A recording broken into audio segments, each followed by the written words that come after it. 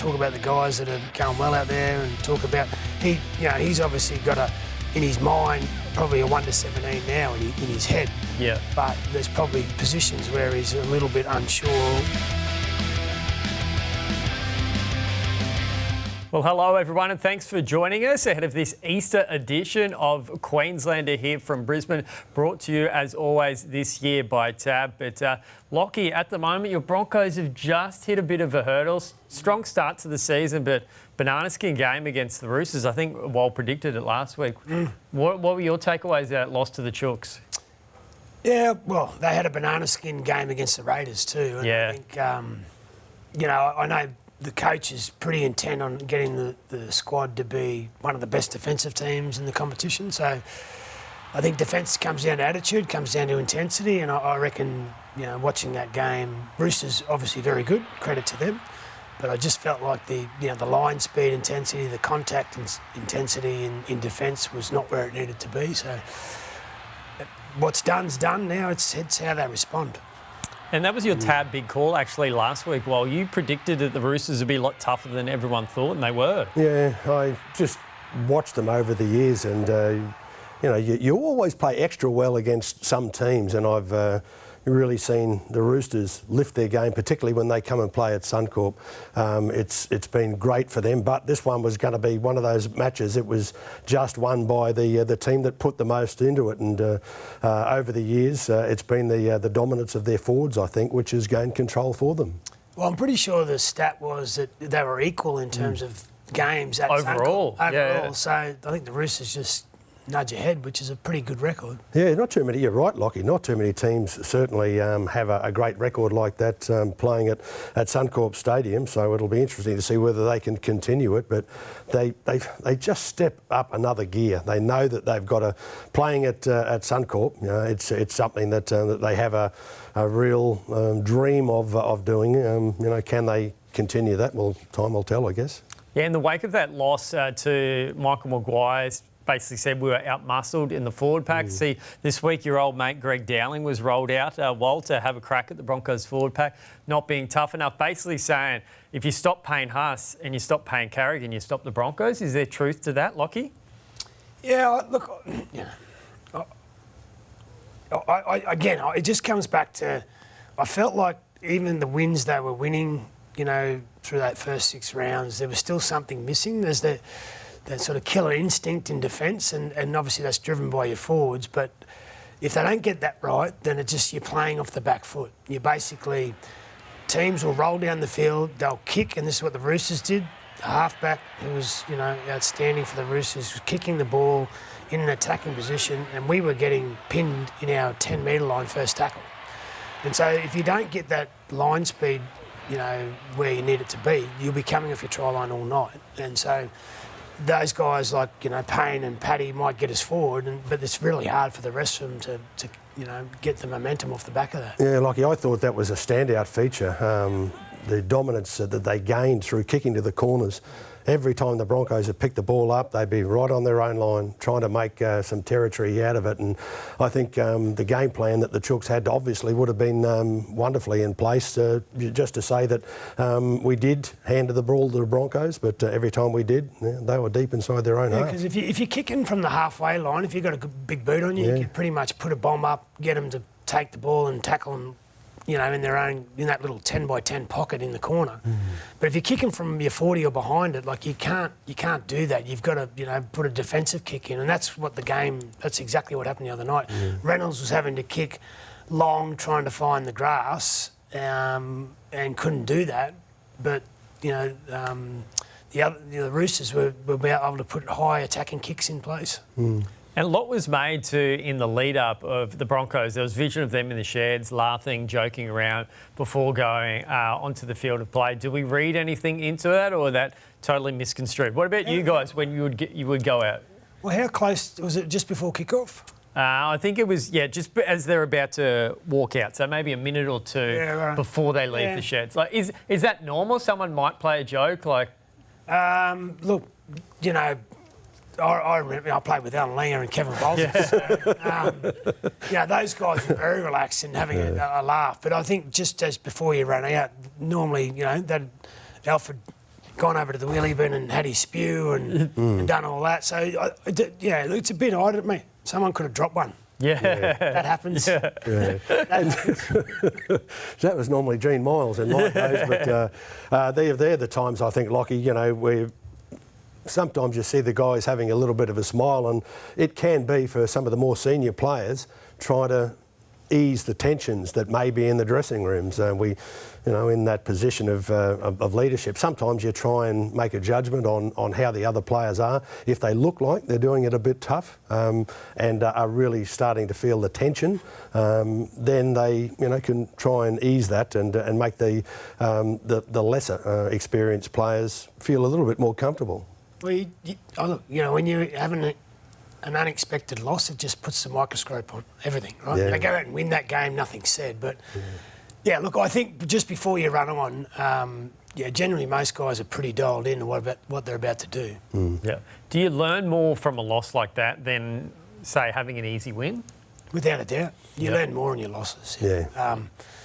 And, they will go through that game and look at stuff and just know that their intent wasn't there, and there's a lot of things they could have done a lot better. And they'll be, I expect them to react with a better performance against the Warriors, but they're going to have to respond, because going to New Zealand and playing the Warriors is, that's a tough test. Yeah, for sure. Yeah, I agree, Locky. You do learn a hell of a lot more from those painful losses, and sometimes they can be the difference between success and failure throughout the course of the whole season.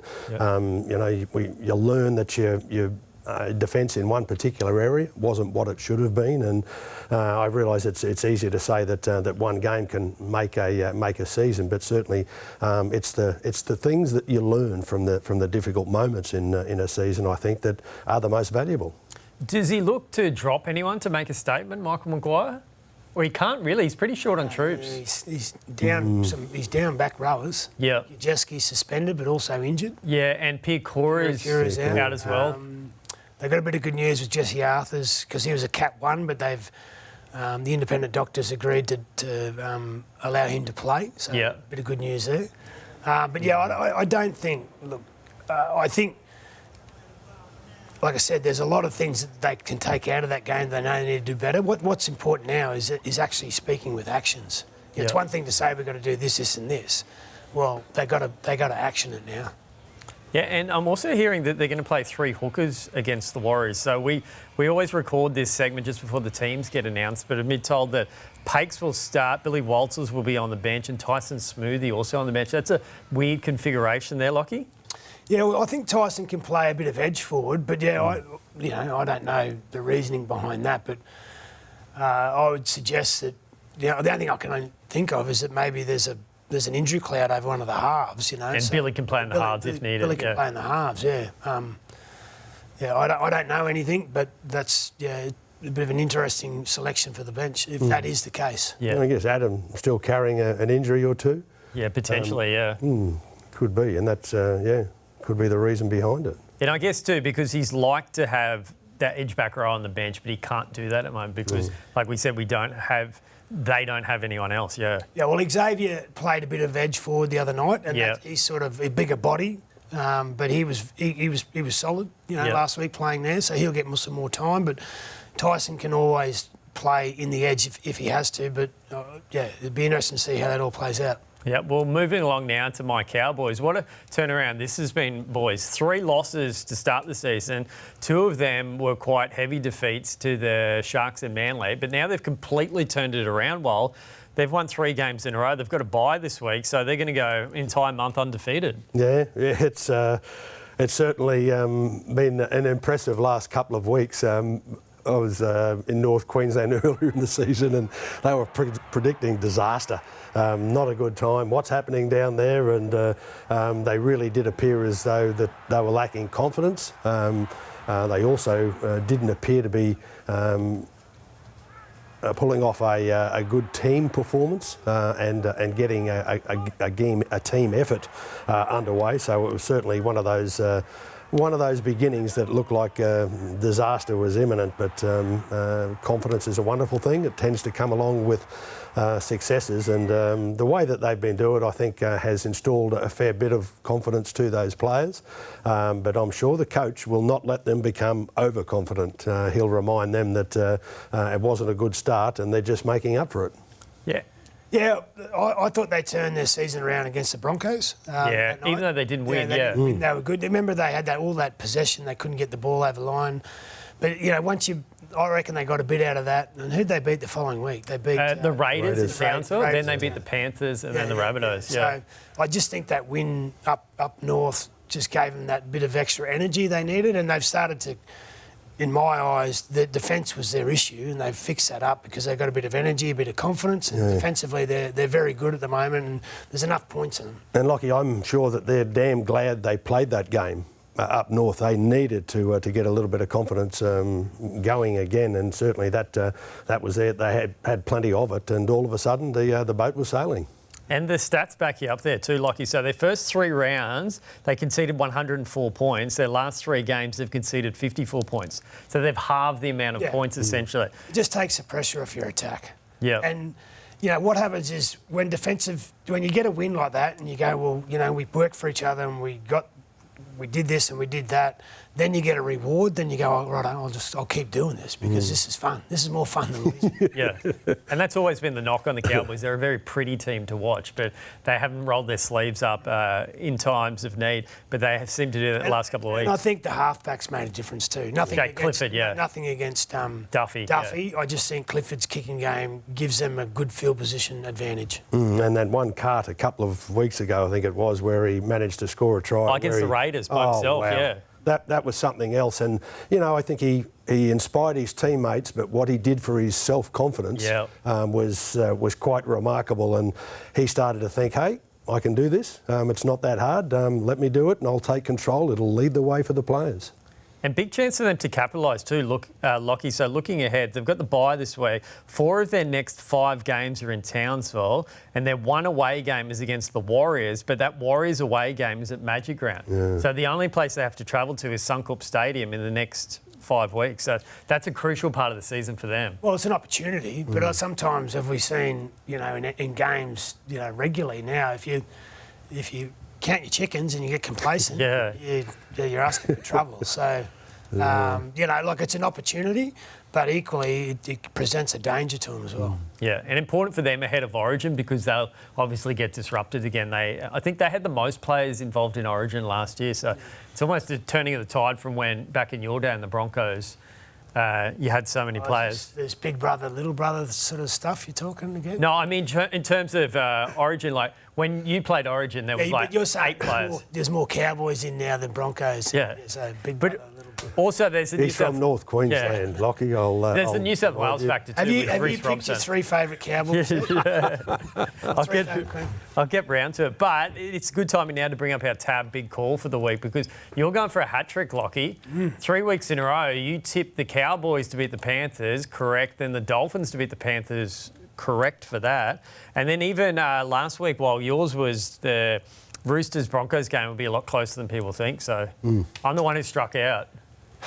So we're going big call now? Yeah, big call now, I'm going to go Jaden Campbell up against his old teammate Jamal Fogarty. Yeah. That's at Seabus. Yeah, Sunday afternoon, Easter Sunday, yeah. No pressure, Jaden, but hat-trick. Oh, there we go. Jaden Campbell to turn it on. Nice dry track on the Gold Coast. Yeah. Suits him. That's not a bad call to make, Locky. I like hearing that one. What happens when we get here on Tuesday next week? Could be left with egg over our faces, but I think that we're about to see some of the blokes that have had a little bit of a criticism over their early season performances to really start going. Representative season is just round the corner, and I find that's usually when we see the players. When we're 4 games out from the representative season, 4 or 5, they start to really produce the good work. Yeah, there we go. A few players in Origin contention to step up this weekend for a while. Mine is another little fella from the Gold Coast. Jai Gray doesn't play for the Titans, plays for the Rabbitohs. Grew up there on the Goldie. Man of the match, Good Friday. Rabbitohs against the Bulldogs. You'll see that live and free on 9. He is a good little performer, isn't he? I love watching him play. There's not much of him. Yeah. That's a big call, though. Yeah. The Dogs are getting a couple of good players back too.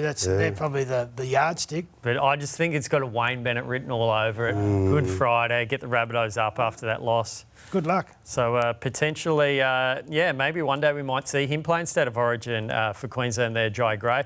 But big announcement from the Maroons today. They've confirmed where their annual fan day will be. They've selected Gympie this year. Previously, they've been to Toowoomba, Longreach, Mackay, Hervey Bay, all over the place. So reminder, June 10, if you want to go to that fan day, it's always great to see. I think there's an all-you-can-eat Pizza Hut in Gympie too. I don't know if that still exists, but maybe we'll have to go up and test that out. But I guess how inspirational is that, guys? Like, we've seen the vision on the pizza.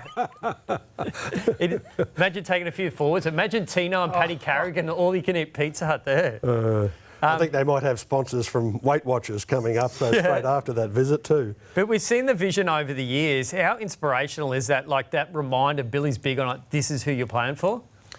Well, we talk about Origin eligibility and I guess people talk about the best of the best, but Origin's built from the passion that the fans have in the jersey. Yeah. That's what makes Origin so great. And the passion from the fans goes into the players that play for the jersey. So, and those regional trips or tours that you do to see the appreciation or just the how much admiration the fans have for the players and the jersey, it motivates you, without a doubt. Yeah. And I agree, Locky. And the players, they're playing for those people that are coming along and giving such wonderful support year in, year out.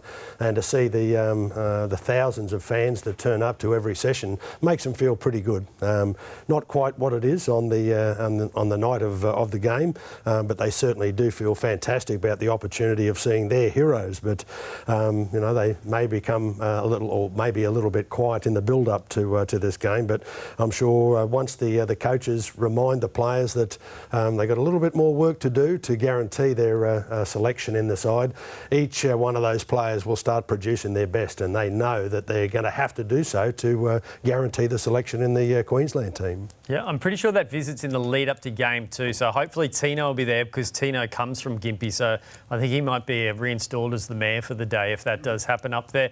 But while we gave you a bit of homework, last week Freddie and the 8th, their show down in Sydney, they named a few potential Origin Bolters for the Blues coming up in this series, but what about for you? Who do you think potentially? I nominated Jack Howarth last week. I was into Billy about it at Suncorp Stadium the other night, so pushing the case for Jack Howarth.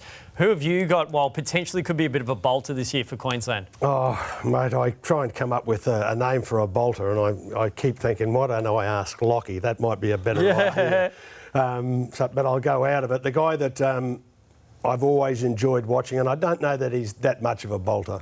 The guy that I've always enjoyed watching come Origin time is Reuben Cotter. Yeah.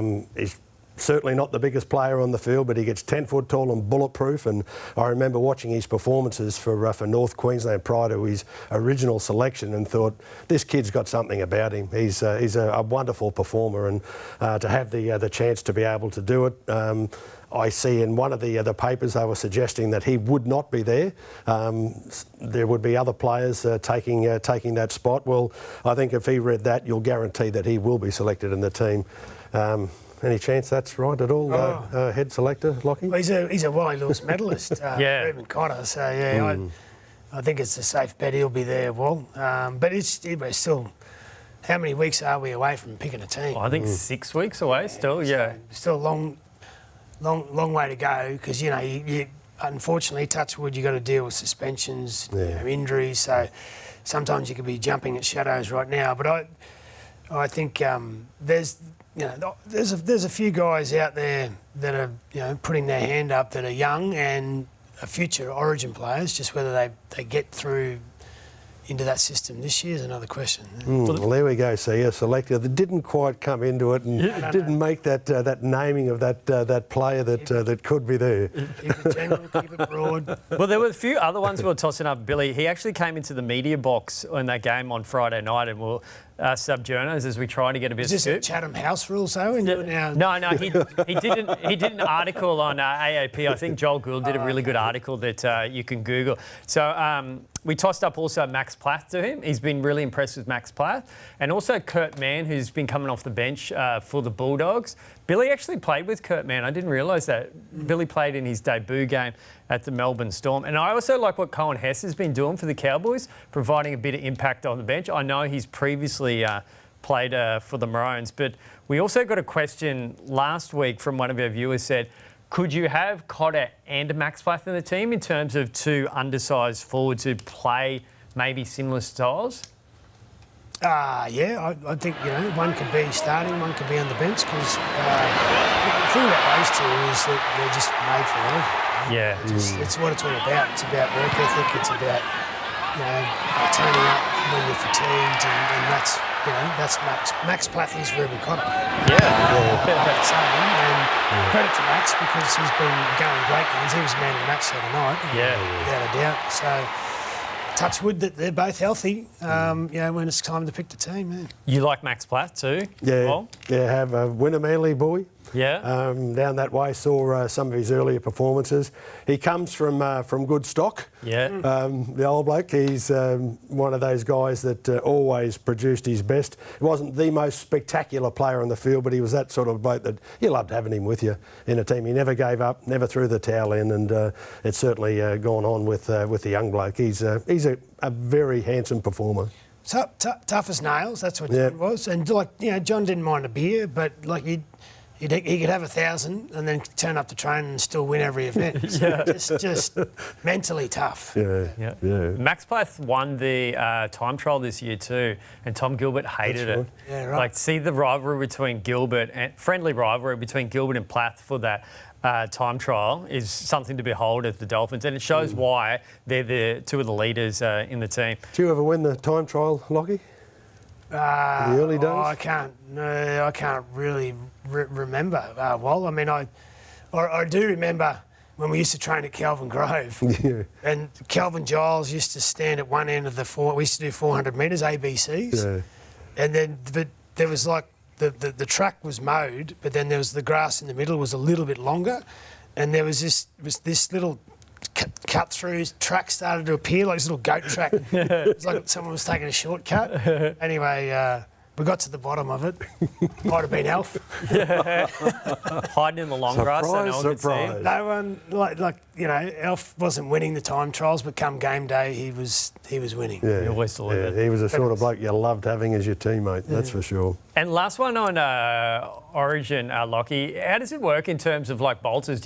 When you have a selection meeting, does someone put up their hand and go, hey, I reckon this person's worthy, or you're constantly discussing? I mean, at the moment, so Billy's obviously works in the game on the TV, so he's watching a lot of football, if not watching every game. And I see Billy regularly when we cross paths. So we sit down, talk, chat, talk about the guys that are going well out there, and talk about he's obviously got in his mind probably a 1 to 17 now in his head. Yeah. But there's probably positions where he's a little bit unsure, and he'd have a second or a third person, in his mind. So he's probably bouncing those things off you. Look, you're constantly talking about it, but until to land on the 17 or the 18 or the 19 is now. Yeah. You got to wait till you're 48 hours out from picking that, because you just don't know who's available. But the upside from Queensland perspective is Billy is very diligent, watches all the games, and knows. He's come from a system under Craig Bellamy. He knows what wins. Yeah. And he's looking at players, not just what they do in attack, but what they do in defence. Yeah, definitely. And let's wrap it up today by going through the Dolphins. They had that big upset of the Panthers at Suncorp Stadium. How do you guys mark them after that? Because I feel as though it's only been a brief history. That was their second best win in club history. The best win was obviously when they beat the Broncos for the first time last year in emphatic fashion at Suncorp Stadium the back end of the year. How do you guys assess that performance? Well, for me, it's a bit like the Cowboys. I reckon they turned their season around when they got beaten by the Broncos, but they were still very good that night. Like the stats were very the numbers are very high for that game. And then who did they beat the week after? They beat someone. Anyway, similar to the Cowboys, they got their confidence after they got their confidence, I reckon, from the Broncos game. Then they had a win the following week. We'll work it out before we finish. And then that just solidified, what they were doing was working, and they got a reward. And the other night was an outstanding performance. I don't think, I know the Panthers are struggling, but the Dolphins would have beat most teams the other night. Yeah, and I think it was the amount of workers they had volunteering for virtually every carry, every tackle in that game was particularly impressive. I think they probably, 2 points added a little bit of relief to them and their coach, but I think that they're probably full of confidence that they know that they can present it. It's just got to be consistency they show now. They did a job on Titans. that's what I was going to say, yeah. They did a job on the Titans the following week after the Broncos. Yeah, so both of those games, I'm pretty sure they scored 30-plus points in those games. They really seem to have rediscovered their attacking mojo. Well, if your defence is good, and that's, again, their game was won the other night on their defence. They just kept... Penrith had all that ball. Yeah. All that ball on the try line, and they just couldn't get it over the line. And that gives the team confidence when you turn a team like that away. And if you're not having to chase points, it just takes the pressure off your attack. Yeah. And then all of a sudden, the ball pops up and hammers in the clear, and it just starts flowing for you. Yeah. It's the battle of the big boys up front. I love watching it, the Dolphins. Every time, Locky, there's nobody that goes hiding. They're volunteering for work all the way. And if they get to be able to achieve success, 9 times out of 10, it is because of the hard work the big boys up front have done. They're a great bunch of workers. Yeah, I think it's a good point you make. Tabuai-Fidow's been better than I thought he would be, because that was a big hole of Jesse Bromwich leading with the leadership he had in their inaugural 2 years. But yeah, I think Tabuai-Fidow's been better. Yeah, he's been good. Yeah, everything looks better when you're not chasing points. And they kept him to 12, I think, the Panthers, or maybe. Yeah, I think it was 30-12 in the end. Yeah. And Josh Kerr was good too. Josh Kerr would love the fact that we gave him a rap on the show. He's a bit of a character. Yeah, and that little offload to Connolly Lemuelu as well too. Yeah. And like carrying an orange, wasn't it, the way he got rid of that? Yeah, his big hands. And if you look at, I think it was one of the tries in the first half, they score in the corner. Josh Kerr comes on 15 seconds earlier and doesn't know what to do, and he gets caught on the wing when they're running across to the right-hand side. Was that Averillo's try? Yeah, Averillo's try. If you go back and watch the vision on the Wide World Sports highlights, poor Josh Kerr, the front row stuck on the wing, didn't know what to do, but he ran a good decoy against the Panthers. Yeah. But finally, before we do wrap it up, the Dolphins. So the next couple of games, Storm Friday night, you'll see that live and free on 9. Melbourne Storm up against the Dolphins at Suncorp. Then Raiders, Locky, and then the Roosters. Are we really going to find out what they're all about these next 3 rounds? Yeah, well, the Raiders are away. Roosters is at Magic Round, so that's at Suncorp, which is their sort of home. I think, you know what, the Storm, I think there's a chance Jerome Hughes might not play. I think he's got a shoulder injury, I give them, if they played like they did last week, they're a chance. 100%. It's a Storm. Don't worry about the Raiders or the Roosters. We'll get a gauge on the Dolphins this week against the Storm. Yeah, I agree with you there, Locky, and it's interesting points that you bring up, and it's 9 times out of 10, it's not how the opposition plays, whether they dictate success or failure for themselves. It's how you play to be able to decide what you've put into it and was it good enough to overcome the opposition. So I probably thought, a little way through the series, maybe they're going to struggle a little bit this year, but I've been left with the egg all over the face. So I think they've done a very good job. Yeah, we'll put it this way, I don't think Hammer's going to see the space he did last week. The Storm are very good at that, so it'll be a real arm wrestle. It'll be... you're going to have to get in the trenches and just hang in there for long periods of time. And they did that well against the Panthers, but probably a step up in class in terms of the attacking strike power of the Storm. Yeah. And after ticking off the Panthers last week, the Dolphins haven't beaten 2 teams in the history of the NRL now. One of them, the Melbourne Storm, the other one, the Bulldogs. So maybe Friday night they knock off another one. They beat one grand finalist from last year. Maybe they can do the other. Until what night they played? Friday or Thursday? Last Thursday, the Panthers. They hadn't beat the Panthers either. Yeah, so the Panthers ticked off. Maybe that's an omen if you're out there doing your footy tips. Dolphins, sneaky chance against the Melbourne Storm. You can catch it live and free on 9. Big weekend of Easter footy on Channel 9 this week.